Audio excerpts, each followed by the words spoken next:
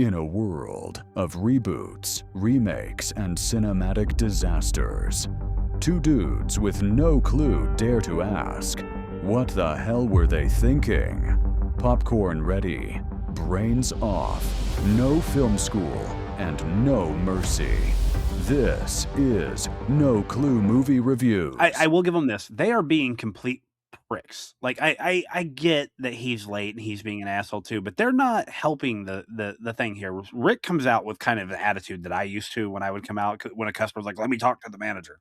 He's just getting increasingly upset because they're being pricks. And then he pulls out a fucking gun. And not just any gun. Yeah. He pulls out a fucking machine gun that was used on him earlier. Real I quick. love the detail that there's a rubber band on the handle. Oh, yeah. And because gang members do that because there's an extra safety on all those little submachine guns to make sure you're firmly gripping it. And gangsters don't care about accuracy, as we saw, so they keep a rubber band so that way that safety feature is always pressed. Eat your lunch. You all need your vitamins A's and B's and I'll give Rick this. You know, for as scared as he was, he didn't even flinch when the gun went off. Did you see that? Yeah. And if you see it in slow-mo, he fully pulls the trigger all the way down because he has to make the blank go off. So not much of a hair trigger. He has to fully depress it before it fires.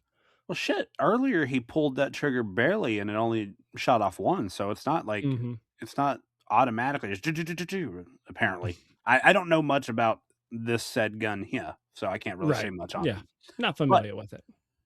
After all this, after he shoots up the place and they start getting his order made, he starts looking around at people's food and then changes his mind. Gets lunch anyways. This shit cracked me up. It's like all after all, you know what? Never mind. And I think they were gonna fucking fire up and make breakfast. They were working on it. Well, it's like, his breakfast was already made. They didn't make anything. They pulled it off of the heat lamp. So you're telling me, like, they could have turned around. Yeah, sir, we still have a couple left. It's only been 3 minutes. There's still a couple there. We're gonna throw it away. I could see it. Maybe the store should be, we've stopped cooking breakfast while supplies last at this point. Okay, I could go for that. But no, they didn't do that. No. But so he goes ahead and he's like, just give me the burger and fries, whatever. By the way, that is the flimsiest burger and smallest large fry I've ever seen. Well, also, that was before things got bigged during the late 90s and 2000s. Now, I'm sure, but still. Like the supersize size. That was a kid-sized fry. I think it was an adult American in 93 size back then. I just think we've gotten bigger. Well, yeah, if you look around this room, there's a lot less big fat. people. No fat. This is what I'm talking about. There are no fat in essentially a McDonald's. Look at that. So, you see what I mean? What I love is he looked around at all these other people's burgers that are in the restaurant. Like I said, they're everywhere. So they didn't just start serving lunch. There's no way. But nobody else's burger in the place looked like that. Anybody tell me what's wrong with this picture? Yeah.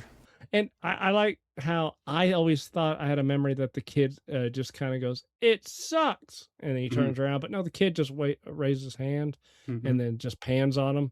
It's like, is he going to kill him? No, of course not. Because he's not a bad guy yet. I love how naive kids are in this movie. This kid, goes along with it. I know the answer, raising his hand. There's the kid that thinks he's filming a movie later, helps him with the bazooka. Yeah. Well, it's because he's an unalarming white guy. And then there's the only kid that really seems like they're in danger later is the one where his hand's bleeding and he's got her held by the wrist. Oh, yeah. Yeah, that's the only one that seems to realize the danger. I have a negative thing to say about that. Some lines were crossed there. Oh, yeah. He lost me at that point. I mean, I'm still partially on with him here because when he's trashing that burger, Sheila is trying so hard. And I bet you this is why she's not much of an actress. She could not keep her mouth, she could not keep from laughing here. There was no way at gunpoint she's really going to be laughing at the guy making fun of the burgers. Look at her. Look at that face. Look. I almost wonder if she did have a line and they cut it and they decided to switch to a shot of the kid instead. Because it looks like she's about to say something. Like the two in the background look like they actually work in this place and they're just like, come on, guys, I need to actually get back to work. Yeah. She looks like a terrible actress. Rick looks like he shit himself. Yeah. It's his first day as the manager. I got to see more stuff Rick has been in because he is the king of facial expressions. I'm sorry. He has a horrific face that has a lot of expression in it. Exactly. But it is not a looker. He reminds me of Bane. You know, like the dude because like everything is done in the face on Bane. He looks like Schumacher's Bane. Oh yeah, little skinny bitch. So he ends up leaving this place, and we get another jump. Like I said, this jumps so much, man. We're back at Pendergast at this point. They're starting to show some similarities. Oh, yeah. That's the reason why we're cutting back and forth. This is it's like picking up. Two it's picking cities. Up. It's moving. But Pendergast is having lunch with his ex-partner, Sandra, who we referred to earlier, which did you get a mild sexual vibe? Thank you. I thought that, but then every movie I watch where there's a male and a female partner situation, there's always that, but there's never the sexualness. It's just like they have this. Right. But I guess it's kind of like dude on dudes at work, how it's kind of your work wife, even though it's a dude. It's borderline homosexuality sometimes. I'll give you that, because I got these two guys I work right with who, if you didn't know us, you'd probably think we were gay. But yeah, there's a little sexual tension, and she is not happy. Well, she's constantly bashing his wife. Like, you don't let her walk all over you, stuff like that. Because and I think what we're seeing a career woman judging the stay-at-home wife, the housewife. I can see that, or what we said a minute ago. Maybe she's jealous. Yeah, she's got some daddy issues because he's a good 15 plus years older. Sandra's new partner comes running in, which I just referred to him as the douchebag cop. He's the same one that gets fucking hit later, which is great. I thought he was the guy from Die Hard that thought he was going to take care of negotiations for a second when I first saw him. Oh, this guy was something else, man. He was the comic relief that wasn't funny. Yeah. He's like Kramer in Seinfeld. Okay. Whoa. I don't know what's happening here. So, he was more or less Jerry. I was like, that was the unfunniest person on fucking Seinfeld was Jerry Seinfeld. There's a reason why he didn't write the show. He just starred in it. Oh, I love fucking with you in Seinfeld. You got her partner come running in, and you find out about the shooting here. Yeah, at the Whack Arnold's. At the Whack Off Arnold's, yeah. He tells her, let me know what he was wearing.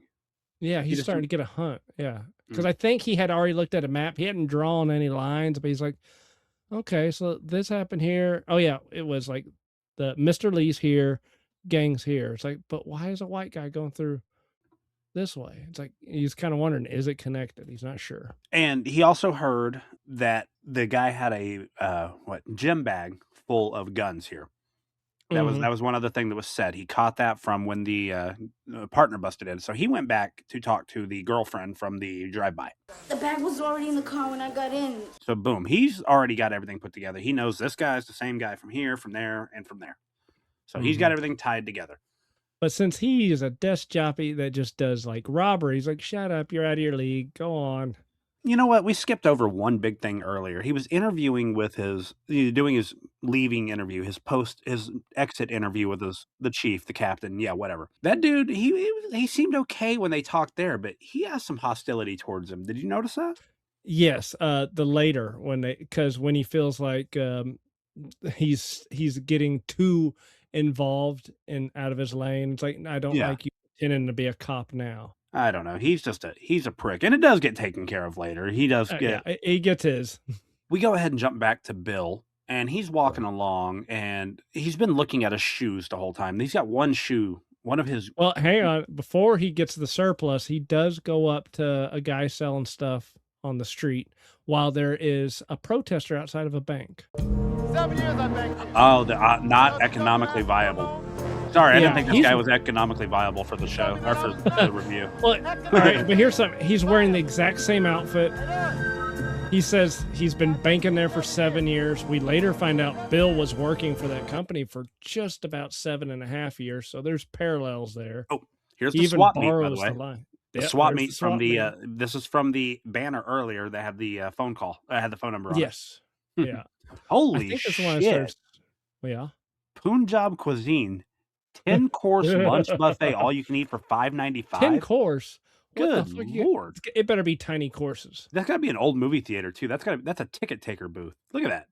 Is it? Or it looked like I first thought I did booth? Without reading because I don't like read. Yeah, I had like, you get your cameras developed in an hour. That's Police Academy. That's Barber getting thrown over the bridge into the water. Yeah, it's just permanent. But it also looks like a movie taker. It looks like all three. They've already been arguing. Yeah. Okay. Don't forget me. They've already been arguing with how is a white guy walking through gangland, blah, blah, blah. That guy's dressed exactly like him. I honestly think that they found the first black guy wearing a white shirt and tie to arrest because they didn't believe that a white guy in a white shirt and tie could be causing all this. That or... And I think it was intentionally done that way because of all the racial shit going on at this time. That would be interesting. Maybe they did film it that way and decided not to use, because you would think you would hear some one-off line, like a cop in the distance. Because again, like I said, they like throwing dialogue that travels across the street. It's like, oh, this is the guy we're looking for.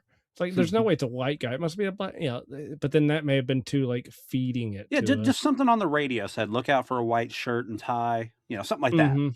But I really feel like the bank just called the cops saying he's bothering us, even though it's legal to protest. It is funny how there's so many other laws they can say you're infringing, like disturbing the peace or loitering. It's like, those things are so vague. Let's be fair. In order to protest, you have to loiter. They kind of go hand in hand. Right. And it's like, oh, you need a permit. It's like, it's not much of a protest if you get a permit. It's like, you're going to schedule this? Yeah. Well, so he goes ahead and he buys, I guess that's going to be a gift for his daughter for her birthday there. And he leaves from this area.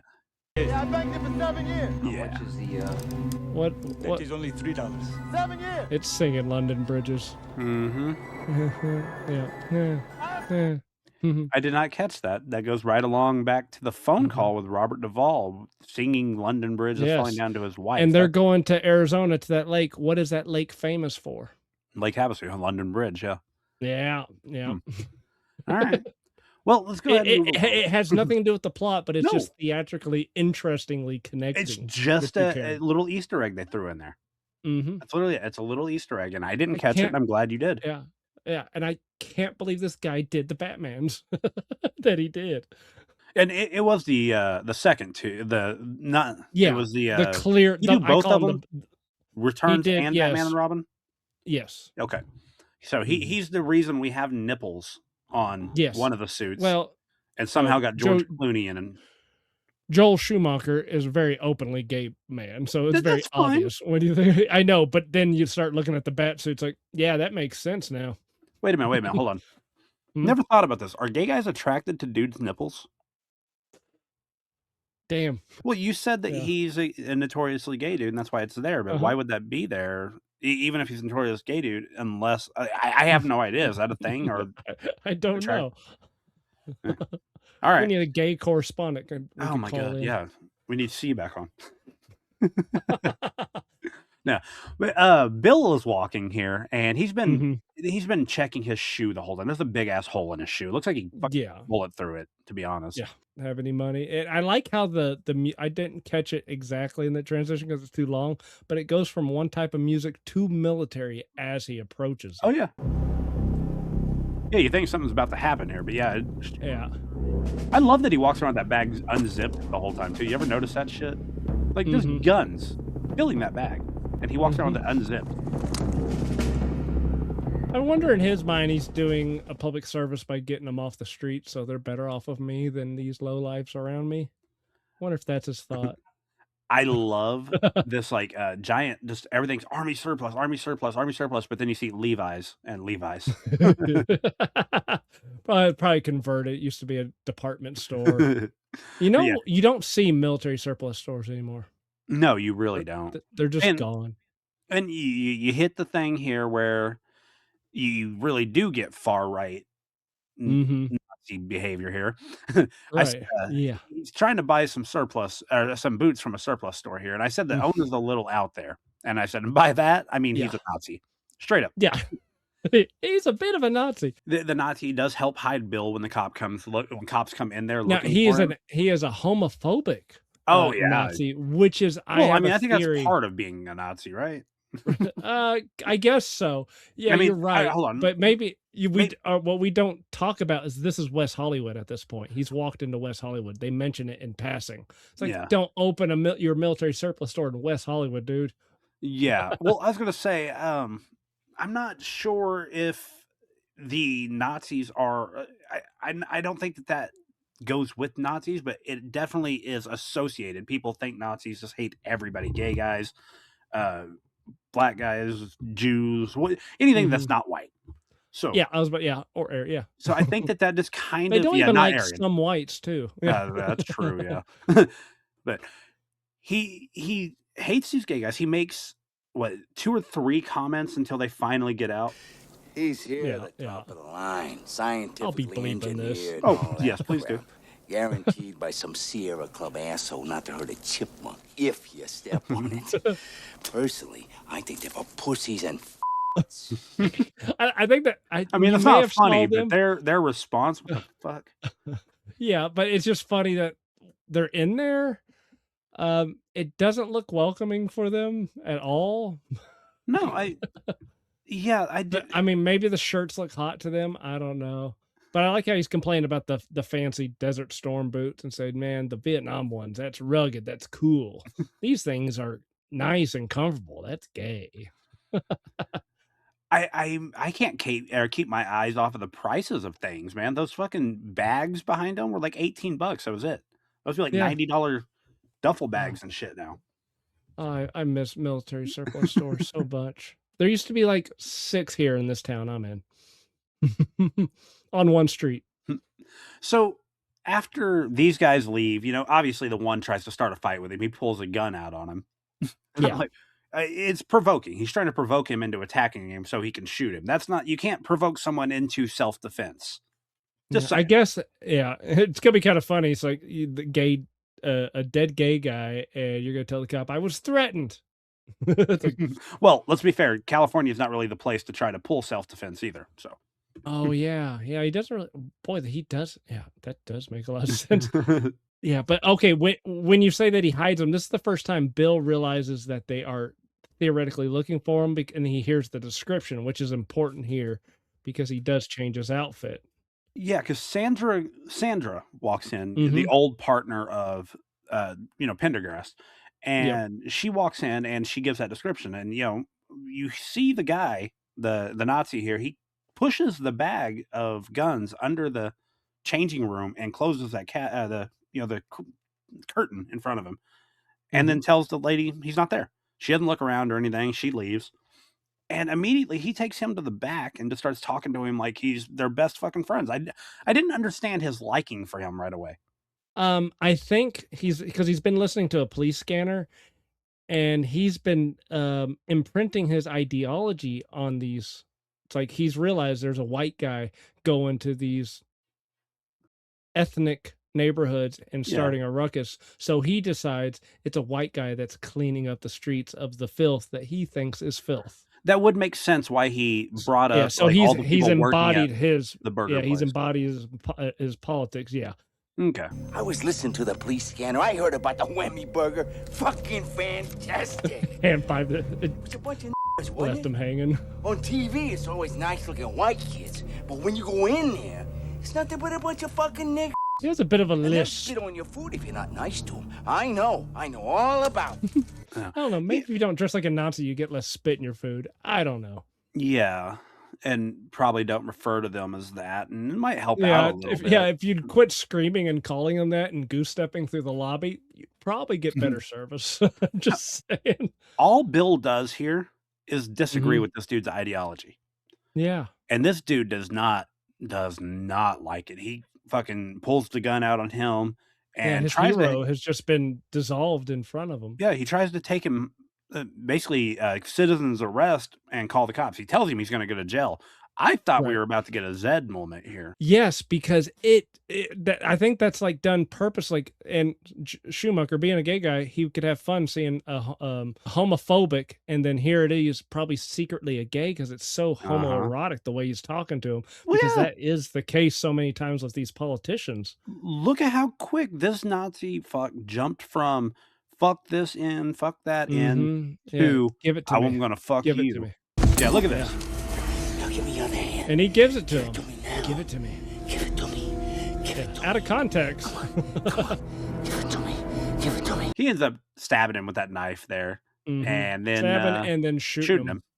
We jump next to Pendergrast is actually now out on the road with Sandra. Well, I say he's about to leave to go out on the road with Sandra, and he just does. His wife's not supposed to know about it. He doesn't want her to know, and you do find out that Sandra. This is where he calls her. She calls out the wife. She says that your wife is doing this. Everybody thinks you're a coward because your wife is doing this. You know, and I believe that. I may have missed a part. Did he already hit the other guy, or is that later? No, Oh, that's later. Okay, that's that before they part's go later. to Venice Yep. Beach. So this part, this is also when the captain tells him how he really feels. I've never liked you. You want to know why? You don't curse. I don't trust a man who doesn't curse. Not a fuck or a shit in all these years. Real men curse, Prendergast. And I especially don't like a man in my command who's afraid to hit the street. It's bad for morale. I'm not afraid to hit anything, okay? Get back behind that desk where you belong. And don't waste any more of my time pretending you're a cop. Yeah. Oh, that right there. He was pissed off at him because that was spawned directly from him bursting in and into an investigation and interviewing someone that they already have interviewed, because he went back and interviewed the girl from the drive-by. He went back and talked to her again, got some info, and then I think he barged into the captain with those other 2 homicide detectives. Yeah. He's out of line here. It's his last day. He's trying to be super cop. But he is right, and no one's listening to him. So yes, it kind of nullifies that. Kind of got that he's not out on the streets because his wife was starting to get nutty, thinking he was going to die. I happened to come home late one night. I found her sitting in the dark, staring at the wall. She'd gotten it into her head that I'd been killed. And it's like she thought I was a ghost, and I had to chase her all over. That's and he's trying to. Well, he allows himself to be called a coward to save the dignity of his wife. Exactly. And that's why later on, when somebody says something about his wife, he hits them. Yeah. So that's exactly You're talking what about it is. 2 men who are losing their families. He goes ahead. They're out and about, and they go to the Korean, the clerk, but they don't actually go inside. He walks up and sees the car from this morning, where he was stopped at this morning. He sees the car. He starts having a theory because he was first like. He had a theory, so he went there. It's like, I wonder, and he goes over the hill, and it's like, D-Fens. Well, not just a theory. Like when he saw the car, he was just 100% sure that he knew who the guy was. That was just an abandoned car. Like, how did he just know? Well, he has a pretty good hunch because the guy said he's going home. That's right. It's because you hear that. It's like, he's just say he's going home and left his car. It's like, all right, so we can figure out who this guy is, and he's traveling this direction. We know his license plates. Run it. Let's find his home. Well, so they find out, like, he sends Sandra to find where her home is, or where his home is. That's when he sees Mr. Lee way down on the hill. Yep. Yo, Mr. Yee! D-Fens! He's like, what? Who is that? He doesn't even know who that guy is. Are you that guy that said no to helping me? Yeah, Mr. Lee's over there squinting. He's like, who's in the bush? This guy's laughing at him. He's like, no, you didn't want to help me earlier. Fuck you. No, a crazy white guy come in here again. Now, this next part I thought was unneeded. It's a little over the top. It's cartoonish. Like, completely unneeded. He's walking. He finds another closed street. And I think it was just so he could redeem himself from the closed street this morning. Yeah. Remember? He had that one street he tried to go down, and he got punked by the guy. Yeah, and it's low-hanging fruit for people who have been pissed off feeling like there's always construction. Well, there is. It's called society. It decays. I'm sorry. The only thing that I liked about this scene, this guy right here looks like Del Dribble. Hey, Charlie! Yeah, Please, man. and again, you can keep hearing him. Goddamn nut here! You! Fucking guy back there with a bazooka! Gotta pull that thing off. What thing? I saw it on TV once. Pull on both ends, the whole thing gets bigger. So when he shoots at there, people are just standing down there. Nobody seems concerned that there's a bazooka. Right, or it's just like loud noises. It's taken a while for it to spread through the job site. It's pretty long. Either way, like I said, I thought this scene was very unneeded. I thought it was stupid. I thought they tried to add humor. I thought that was this kid trying to be funny. The accidental shot.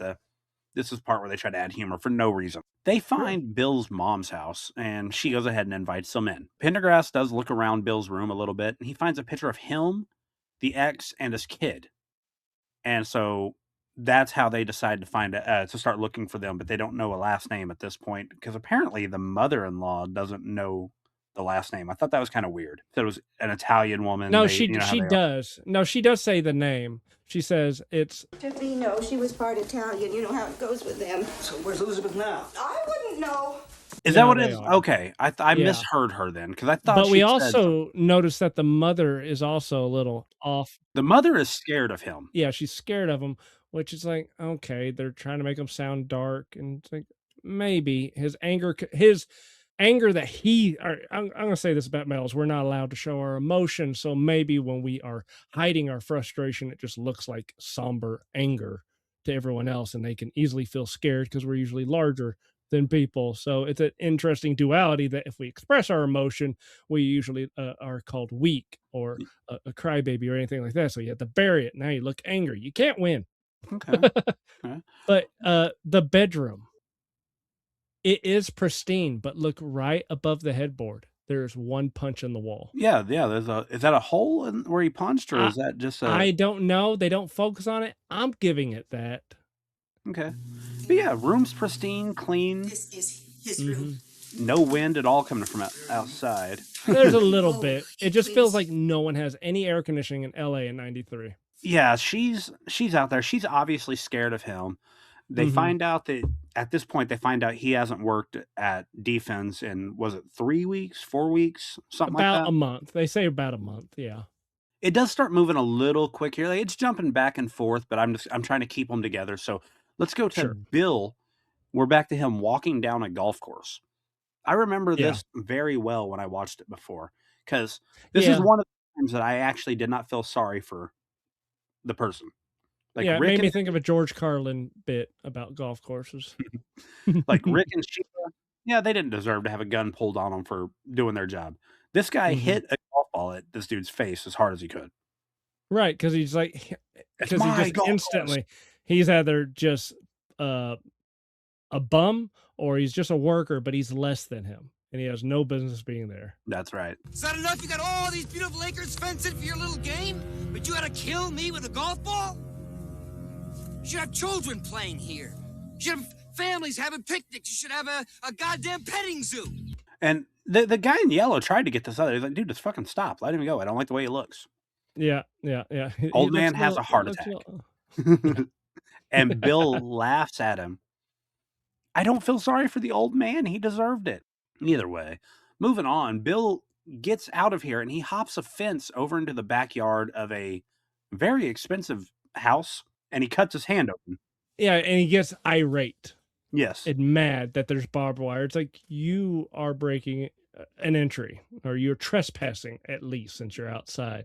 You're at the wrong. But this goes back to what I was saying earlier about being satire of a major conservative, like freedom of travel, freedom of movement. He wants to be able to go where he wants. Okay, there could be that. Like, there used to be like a major talking point for conservatives when the concept of passports first started happening.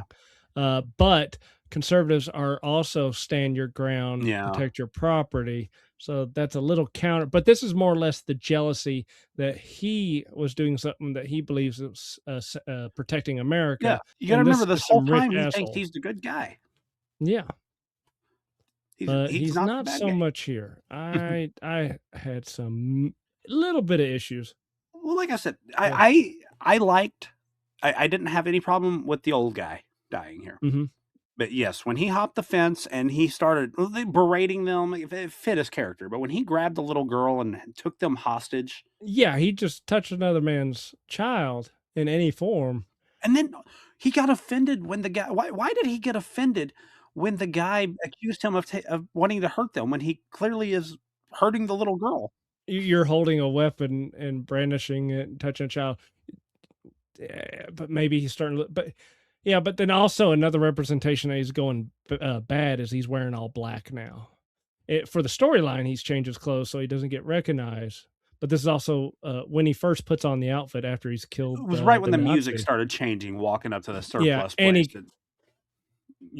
he changes his outfit and he calls his wife and he starts talking about I'm at the point of no return. Yeah. You know, and all that, and going to the dark side of the moon. He's gone dark, and now he has changed clothes, representing him going dark. It was a short scene. For as much as we didn't like the scene, it was a fairly short scene. You don't see the outcome. You don't even see him walk away from the family he took hostage. Because the next time we see him, we get a phone call to Beth. And this is my biggest problem with this whole movie. Why did he give her a warning that he was about to come in? And you can't say he didn't, because he called her from a place where there was loud music playing right outside her house, where she could hear the music on the phone and outside. And he just like mentions, hey, you know that ice cream place we love just right around the corner? They turned it into some sort of like Japanese fusion thing. So she knows right where he's at, and she runs, and he runs inside and is surprised she's not there. What? Yeah, well, but he's not surprised because he says, I'm coming, and then he books it while they're booking it out the other way. Well, yeah, but he runs in, doesn't see him, and he runs out and looks around like he's shocked that they're not there. That doesn't make any sense. He's the one that gave her the warning. He could have just walked in. He could have walked to the door. Another thing, and I know it's the birthday party. Holy shit, we didn't even talk about that. This whole day, this mother is trying to plan a birthday party for the daughter. Like, we know it's her birthday, but she's planning a birthday party. There's people coming over. We jump back to Pendergast, and this is where the going away party is being thrown. Now, he's like, I don't have time. They're trying to rush out and get out of there. And that's where Loudmouth makes the comment about his wife being a bitch or something. Jesus, Prendergast, what's your fucking problem? You afraid of women too? I don't blame him. You ever met his wife? What did you say? What? Keep my wife's name out your motherfucking mouth. You're right.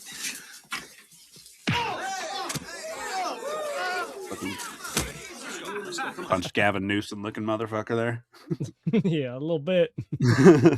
Yeah, that happens, and then they leave. And they show up to the house at the same time Bill is inside watching some old family movies. And this is what I was talking about when I said the only thing you see about Bill where he was violent, I guess, was he's yelling at them on video. He kind of curses in a frustrating way. Yeah, he's like, God damn it, I bought her the thing. Will you just put her on it? Yeah. It's a frustration thing, but he... Also, does it look like he is seeing the anger? And because he kind of makes a look. Bought her the goddamn horse. There we go. Horsey ride. Bill, you're scaring her. I want you to stop this. I think he's looking at her with hate. He had a smile when the daughter was on screen, but then when he saw her, it was like hate. But then when the word peer was said, realization hit his face. Yes. Oh yeah, the pier that's just right there. All right. Dumb bitch goes to a place of no exit to hide. Yeah, no shit. Well, and it's somewhere he knows. Like I would have gone back to that restaurant that he talked about earlier. To be honest, but for the last showdown, we needed a nice quiet place. Yeah, I had. It made for a great backdrop. It looked great. It was a great round area. I have a problem. You said dumb bitch. I didn't know what dumb bitch you're referring to. Thank you. The one that cornered herself out on the pier, or the dumb bitch that ran in and got herself shot? Well, she ran around back, but you know that, and I was just about to bring that up. Who brings a purse? Right. Take the bag. Why the fuck does she have her purse? God damn, dude. Did she run? Did she sprint out back? Yeah, there's bad timing. That is terrible timing. Probably just due to on site, they didn't plan enough of a gap for him to go, oh shit, and start running. So the sound design had to add the pop somewhere. So it doesn't line up right, but there's enough going on that you just moving along with it. Well, either way, he runs inside. He doesn't have his gun. He runs so he just inside dodges. And then out the back door. Clearly, if he would have went to the side of the house and around back, it would have took him 30 less seconds. Yes, yeah. But I would have jumped back there and said, "What'd you do? What'd you do?" But you shoot yourself, dude. He goes back there and he talks to her, and he takes her gun because he's incompetent and came here without a gun. He's here underprepared and she's overprepared. Like she's got her purse, money, tampons, whatever she might need. He's got nothing. Goddamn. We jump over to the pier, and Bill is running down the pier, and this is what I said. The girl is excited as hell to see her dad. Daddy. Mm-hmm. So he walks up, and he's having a conversation with the family. He's got a gun pulled out. He just straight up goes and kisses the wife while she is disgusted. Forcefully doing it to you. She's like, oh, stop, yeah.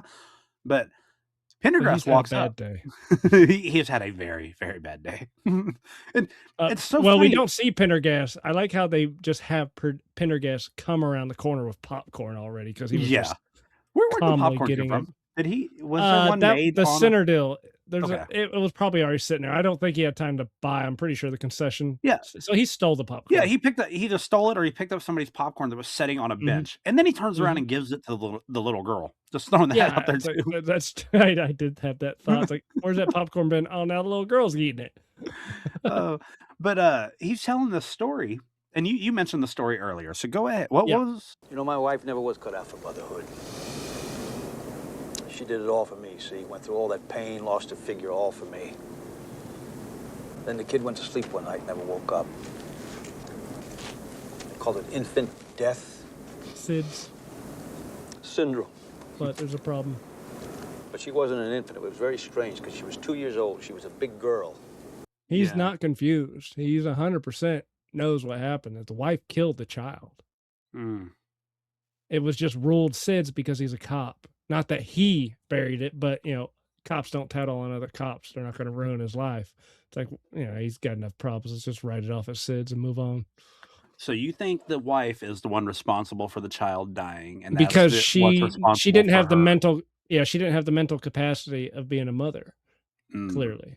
And okay, he blames himself, so he can't even get mad at her because he can see that she never was fit for a mother. Okay. And it was his idea, so he does blame himself because a male will take most of the burden in a marriage. Interesting. Okay. Well, while he's talking to the family, giving his little story here, he gives her the popcorn, and she gives the dad, gives Bill some of her popcorn. He puts the gun down at this point. Mm-hmm. That's when Beth kicks the gun away, and, Pendergrass finally gets him held at gunpoint. They run off, and this is where we get the big showdown at the end. Yeah. He tells him he's got a gun in his pocket. Here's the thing. When he says, I have a gun on me. Mm-hmm. The second he tapped that pocket where he said the gun was, that would have been the shot. Yeah. That would have been the shot. He's reaching right where he says he's got the gun. Tapping right there, they would have shot. But this is 1993. Which they would have shot faster.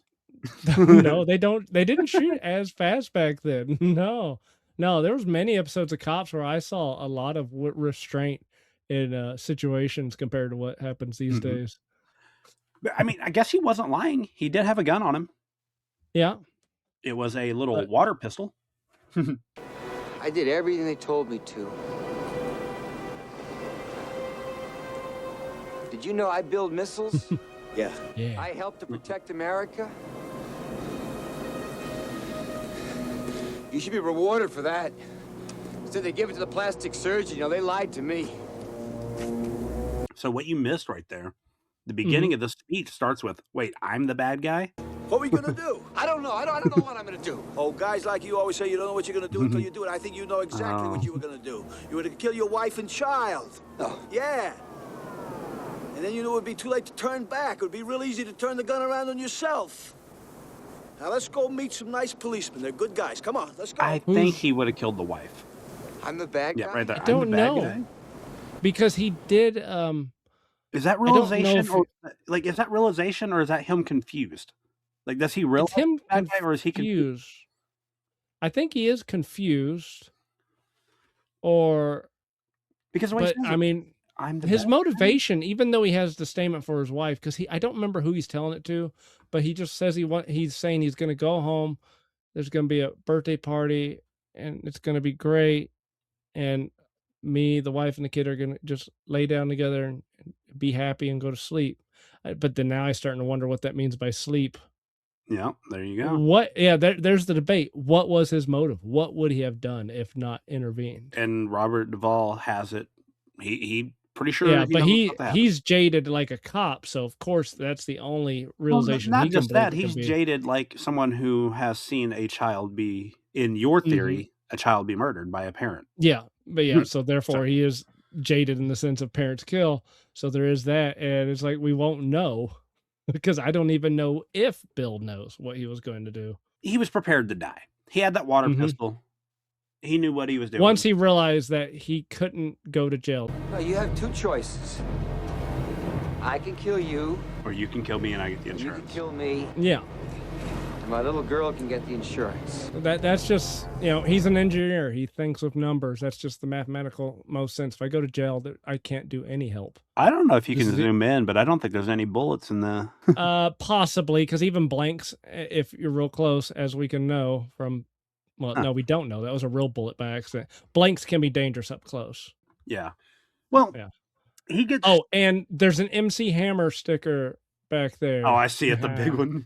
Yes, there was an earlier point. We didn't use the scene, but there's the classic. He's using the phone booth, and a guy's bitching at him for saying he's too long. There's a Sir Mix-a-Lot blow-up advertisement. I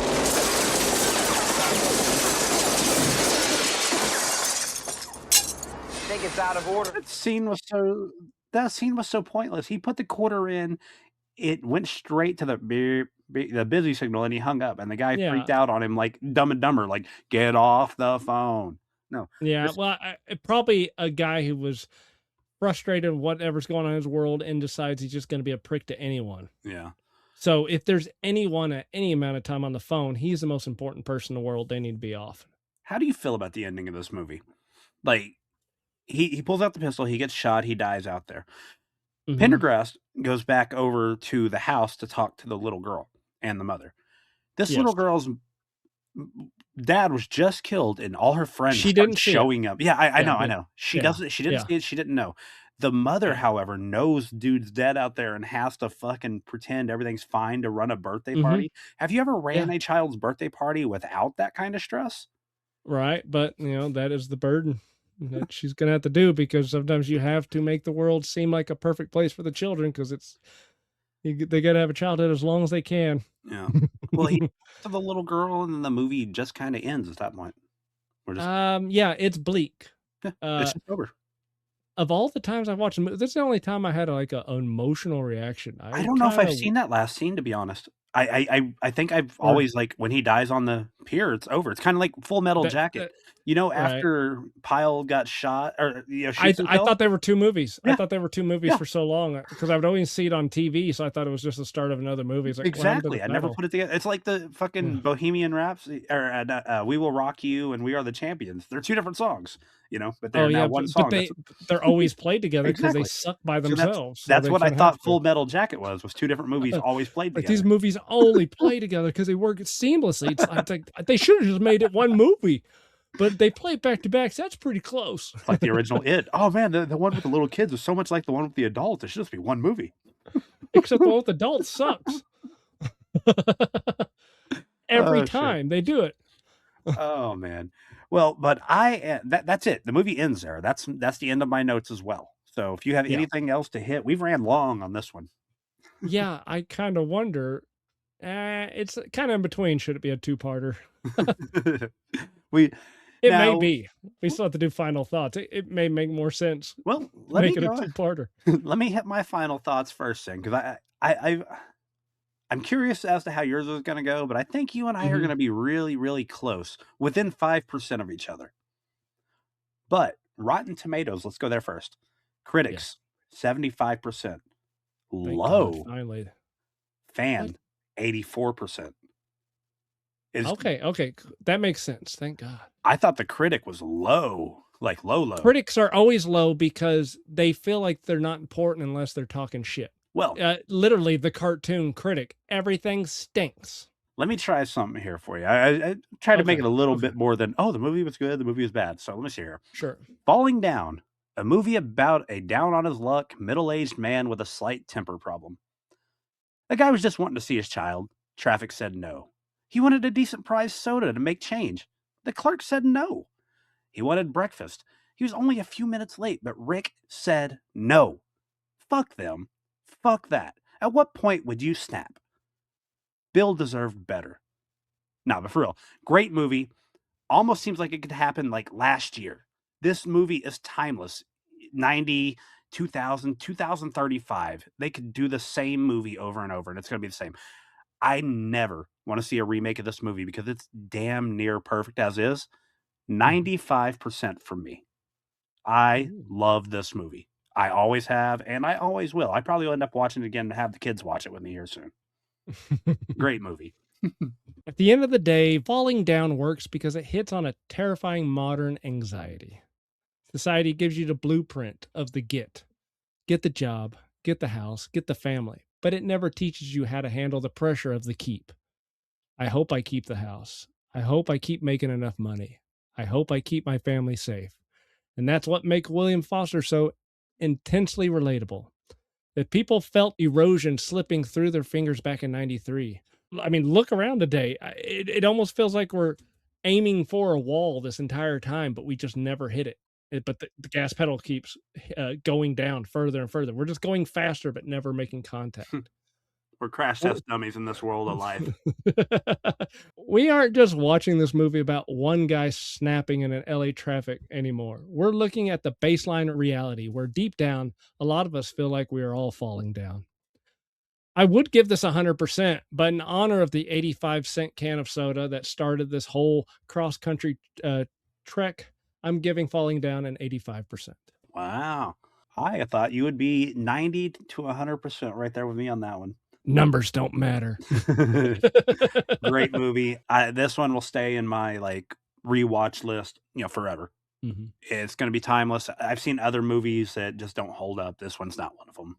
Definitely go back and watch it. But that is going to do it for us tonight. Don't forget to hit that like button and subscribe on your way out. And thanks for joining us. Have a good one. See you next Tuesday. I'm going to make this stick.